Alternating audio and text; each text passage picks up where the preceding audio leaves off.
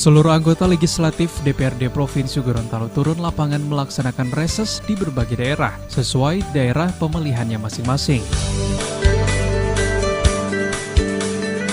Pelaksanaan kegiatan reses anggota DPRD adalah merupakan salah satu program kerja dan kegiatan pokok anggota DPRD. Hal ini seperti yang dilakukan oleh 8 anggota DPRD Dapil Kota Gorontalo yang diketuai langsung oleh Vikram Salilama pada hari pertama Senin 16 April yang mengunjungi sejumlah lokasi seperti Gudang Bulog, Kecamatan Dumburaya untuk memastikan ketersediaan bahan makanan pokok masyarakat jelang Ramadan nanti, dan hasilnya pihak Bulog memastikan stok yang mereka miliki cukup sampai 6 bulan ke depan.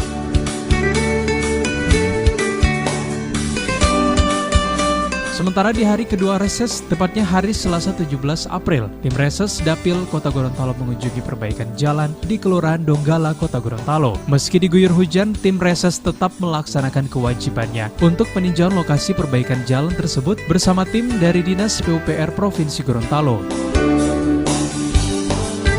Tim reses, pada kemarin kita meninjau hasil persiapan stok beras, gula, minyak di Bulog.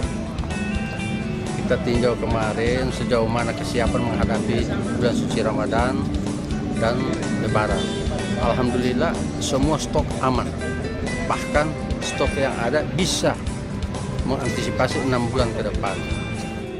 Meninjau pekerjaan proyek yang ada di belakang lembaga pemasyarakatan. Alhamdulillah kita tinjau semua, pekerjaannya sudah kurang lebih 30% pekerjaannya. Dan realisasi keuangan alhamdulillah belum.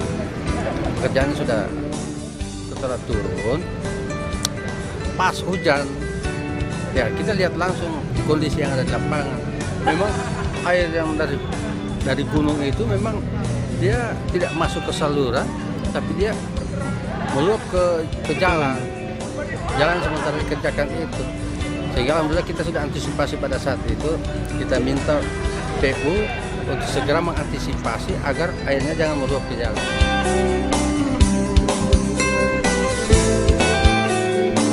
Pada hari ketiga masa reses pada Rabu 18 April 2018, tim reses mengunjungi Terminal Dugengi guna mengetahui sejauh mana perkembangan dan persoalan mengenai keberadaan terminal tersebut. Dalam kunjungan ini ada beberapa yang terungkap, salah satunya mengenai status dari terminal tersebut.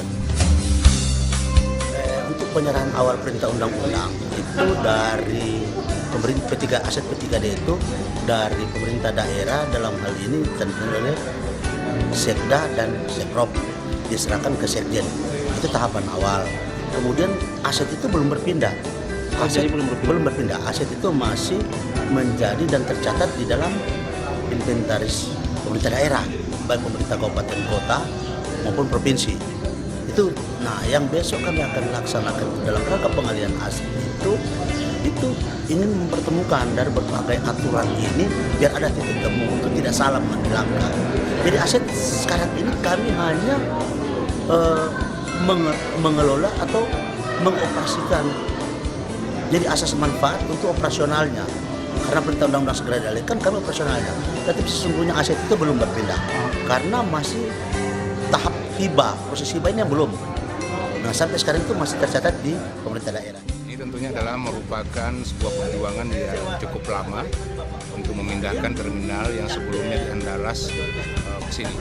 Tadi ada beberapa saran yang saya sampaikan kepada Balai Hubungan yang menangani nanti terminal During ini. Yang pertama yang perlu diantisipasi jangan terjadi terminal bayangan ya. Kenapa bisa terjadi terminal bayangan? Karena apa? Kita belum terintegrasi terminal kita. Masih berdiri sendiri, belum terintegrasi dengan terminal tipe A ataupun tipe B.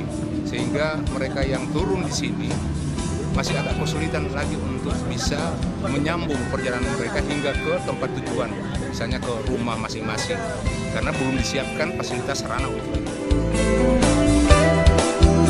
Adapun maksud dan tujuan dilaksanakannya kegiatan reses ini adalah untuk memperoleh masukan serta menyerap dan menjaring aspirasi masyarakat masyarakat atau konstituennya di masing-masing daerah pemilihan atau dapil.